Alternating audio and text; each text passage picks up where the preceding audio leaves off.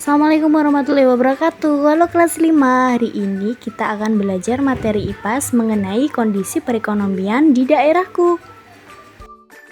Tujuan pembelajaran kita pada hari ini yaitu menentukan aktivitas ekonomi yang ada di daerah sekitar, menganalisis bentuk aktivitas ekonomi, menyimpulkan faktor pendukung kondisi perekonomian daerah. Aktivitas ekonomi merupakan kegiatan yang dilakukan oleh manusia untuk menghasilkan barang atau jasa dengan tujuan memenuhi kebutuhan hidup. Selanjutnya, mengenai bentuk aktivitas ekonomi di masyarakat, ada pertanian, perdagangan, peternakan, perikanan, industri, jasa layanan, dan pertambangan. Pertanian merupakan salah satu pemenuhan kebutuhan hidup melalui kegiatan ekonomi di daerah perdesaan yang memanfaatkan media tanah sebagai faktor produksinya. Contoh dari hasil pertanian adalah padi, jagung, ubi, palawija. Selanjutnya, perkebunan merupakan usaha pemanfaatan lahan dengan tanaman, buah, dan sayur. Hasil dari perkebunan adalah tebu, kelapa sawit, karet, kopi, coklat, dan lain-lain. Selanjutnya adalah peternakan, merupakan suatu kegiatan untuk merawat dan mengembangkan hewan tertentu yang dapat diambil manfaatnya. Contoh dari hasil peternakan adalah sapi, kambing, domba, ayam, dan lain-lain.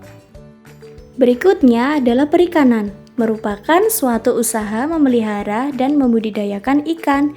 Hal ini dibedakan menjadi dua, ada perairan darat. Contoh ikannya yaitu lele, belut, gurami, mujair. Sedangkan perairan laut adalah ikan tuna, ikan salmon, dan ikan bawal. Kegiatan ekonomi berikutnya, perindustrian, merupakan suatu usaha mengolah barang mentah menjadi barang jadi, contohnya membuat makanan, dan lain-lain. Jasa atau layanan merupakan suatu kegiatan yang menyediakan jasa atau layanan kepada orang lain, contohnya guru, dokter, tukang cukur.